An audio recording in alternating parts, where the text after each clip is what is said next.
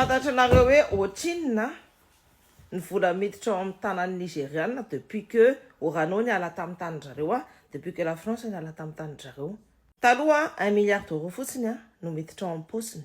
Zao mahatakatra ohatrina hozy izy nareo. Multiplié par 300 iny. 300 milliards d'euros. Rehefa miteny an'ireo vazareo avereno 100 milliards d'euros aty aminay. Ny fangalaranareo amin'ny taninay, c'est pas exagéré. Vola hitako hoe en deçà. Exploitation d'uranium fotsiny izay. Jereo ny terre rare atsika be dia be ao amin'ny Madagascar. L'exploitation des terres rares hozy izy le Macron pour zay. Dikan'izany fitrandrahana uranium, fitrandrahana ilménite, fitrandrahana terre ampiasaina amin'ny nouvelle technologie, cobalt, etc.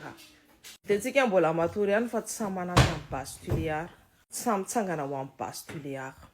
Je vais lancer une cagnotte ce soir momba ny base tuléaire sy ny fanampiana koa ny olana nord amin'ny resaka io terre rare io koa. Fa tsy avelantsika mihitsy eo amin'ny tanany vasa mihitsy ny arenantsika.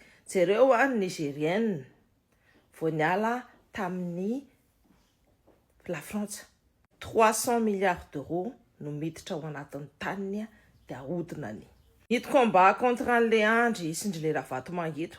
Tsy hoe combat ny vola contre vola fa ny idéologie contre vola.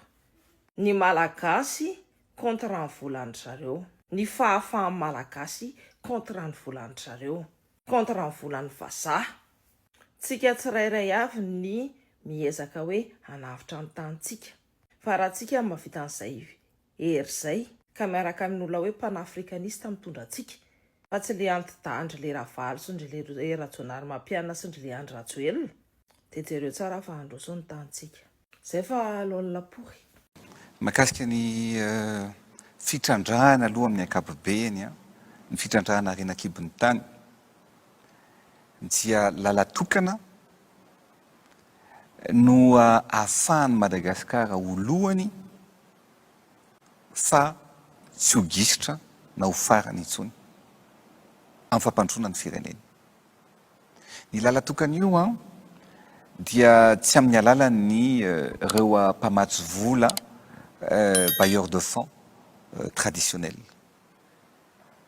fa amin'ny alalan'ny arenantsika. Zavatra efa nilazaiko zany ary zavatra efa niteneniko. Rehefa vitantsika no mifehy sy mitrandraka ny arenan-kibon'ny tany ho an'ny tombotsoan'ny vahoaka malagasy dia tsy mahantra i Madagasikara. Ny zavatra tiako lazaina amin'izao dia hoe amin'ny alalan'ny arenantsika ihany zany no ahafahantsika manova tanteraka sy mampandroso an'ity Madagasikara ity. Zay no mahakasika ny base tuléaire ny teneninao tao. Ny base tuléaire anie tsara fantatsika fa efa nahazo ny alalany tamin'ny fitondrana teo alohako hoe. Fa nisy ny fihetsiketsehana nataon'ny olona tamin'ny 2019 dia za mihitsy ny teny nanakana ny orinasy io dia za mihitsy ny teny hoe atsahatra ny fanohizana an'io tetikasy io. Fa aloha jerevantsika hoe inona ny tombotsoan'ny fireneny, inona ny manaja ny tontolo iainana ve ny fitrandrahana zay ho ataony ireo orinasy ireo,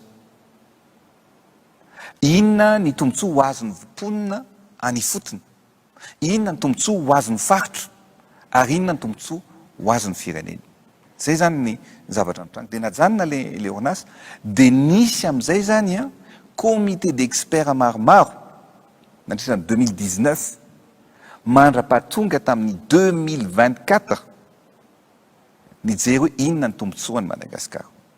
Milaza aminareo fa betsaka ny fitrandrahana izay natao teto Madagasikara.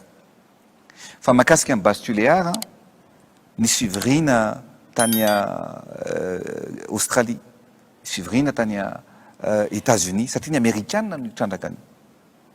Dia tena anisan'ny raha mijerynareo zao ny publication rehetra mahakasika ny base tuléaire tsisy zavatra fenina hoe ohatrinona ny vola ho azo ny firenena malagasy. Mbola tsy nisy fitrandrahana teto amin'ny firenena na négociation natao zay noetiko za manokana niady ny tombotsoan'ny Madagasikara koatra n'io base tuléaire. Fehany inona ny zavatra ho azontsika amin'ny base tuléaire. voalohany indrindra dia ny resaka hetra ny zavatra ho alohan'ny base nucléaire amin'ny firenena malagasy antany vao manomboka ny fitrandrahana 180 millions de dollars isa-taona 180 millions de dollars isa-taona raha zany ny zavatra azontsika ary ho azontsika zany tena afaka miteny ianao hoe anao autoroute sika ohatra any atsimo mandrapatonga aty Antananarivo afaka tsy hanana problème na olana mitady vola ohatran'izao tsika hoe aiza ny vola anaovana amin'ny volobe aiza ny volana anaovana antetezam-bato satria ny taxe zay ho alohan'ny base nucléaire mandritra ny fitrandrahana 5 milliards de dollars ary mifélicité ana mihitsy ny ambassadeur any États-Unis nitondra ny tenin'ny Joe Biden tamin'ny mbola Joe Biden no filoham-pirenena hoe tena zao an vao tsara ny fifandraisan'ny Madagasikara amin'ny États-Unis ary tena manohana ny fampandrosoana rehetra tokony atao aty Madagasikara ny États-Unis satria manomboka zao vao tena isy ny échange satria ilaigny zareo io ny extraction ny minerai zay ilainao ny ilmenita sy ny monazite ho azavaiko ihany koa zay rehefa avy eo fa ny tiako lazaina zany ho an'ny vahoaka malagasy raha vita négociation ohatra n'io base nucléaire io ny fitrandrahana rehetra nisy teto Madagasikara tsy nila mpamatsy vola tsontsika raha misy projet ohatra ny base nucléaire anankiroa na telo na efatra anisan'ny firenena matanjakantsika ary horesitsika ny fahantrano ary za tena fierté atsika négociation natao tamin'io base nucléaire zay zany ny faharoa manarakarak'izay dia hoe ny monazite dia mystère rare ao anatiny zavatra ilainy io zany amin'ny fampiasana amin'ny resaka teknôlôjia rehetra amin'ny fanaovana ny tomobile électrique amin'ny fanaovana ny fitaovana zay ilainy ny firenena anankiray fa zao ny zavatra tiako lazaina satria eto zany tena tsy mety amiko le lainga marivo tototra ahely sy fampitahorana atao amin'ny vahoaka hoe amon'ny vahoaka ny fanaovana an'io or zareo matetika ny olona zany tsy mamétriser an'le sujet fa dia misy olona miteniteny foana ao anatin'le izy za Andry Rajoelina tsy apanao na apanao sini na anaiky mihitsy zavatra tsy fanaraka amin'ny tombontsoa na amon'ny ny vahoaka malagasy zay ny zavatra tena zavatra amin'ny ampandrosoan'ny malagasy io projet io ary faharoa manarakarak'izay ny zavatra ny fanarahana tamin'ny énergie fioul USA hoe reto avy ny taxe zay ho alohan'ny zareo ho alefa amin'ny assemblée nationale anie validen'ny assemblée nationale ary toetra mandrak'izay hoe ito ny fifanarahana apabe maso zany amin'ny fitrandrahana atao eto Madagasikara eto tiako milaza vahoaka malagasy hoe gaga ireo orinasy reo ary afaka mitémoigner an'izany hoe betsaka ny fitrandrahana manerana ny Afrika fa mifono na teto Madagasikara mifono kolikoly fa io projet base nucléaire io na $1 ary tsy nisy naka na ministra na nizaniza ary zay mihitsy teneniko anareo hoe personne tsy misy afaka maka vola aminareo akotran'izay fifanarahana zay fitiavan-tanindrazana zay mila voleny eto amintsika faharoa manarakarak'izany zany mikasika ny hoe hiteraka aretina sy ny karazana jerevy tsara 80% any monazite mondial ao Chine no mitrandraka an'izany misy maty ve any zite afaka jereva an'izany afaka anamarina any Inde mitrandraka aminazy any Afrique du Sud ao Afrique du Sud mitrandraka an'izany any Brésil mitrandraka an'izany fa soavana avy amin'Andriamanitra zay tsika eto Madagasikara no anisan'ny firenena koa zany nahitana an'io zay misy eto Madagasikara ntsika an'izany misokatra ny lalantsika ary eo mila mitandra antsika satria misy olona raha tena tsy tanindrazana zareo tsara fa avy any atsimo zany zao no iainga ny fampandrosoana eto Madagasikara ary mampalahelo tsy ny vahoaka any atsimo any tsy te handroso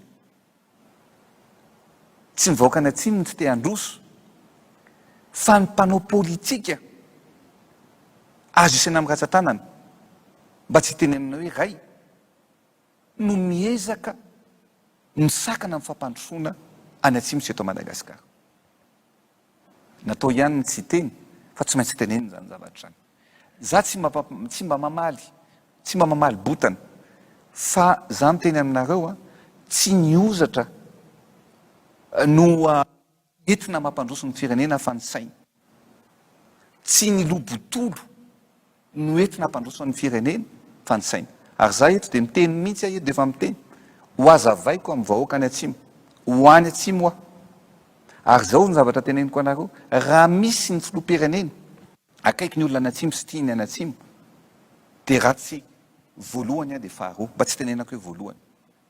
Fodrafitrasa ataontsika tany any jerevo ny RN13 ambovy metolany aho izay lalatany hatramin'izay tsisy nanao ataontsika zao ny pipeline any atsimo nataontsika zao ary ny RN10 io ny RN10 zay tokony fametrahana ny vato fototra amin'io tsy ho ela RN10 zany lalatany hatramin'izay nefa goudron iray manontolo ho atao lancement ampany mandra-pahatonga eo Belo ary Belo mandra-pahatonga eo Ambovombe efa vitatsika mandra-pahatonga ny atolan'ny Aro fa mbola itoy ihany koa zany mandra-pahatonga any Ampany any zay mandalo any tonga hatratia Andranovory makatsia Atoliara.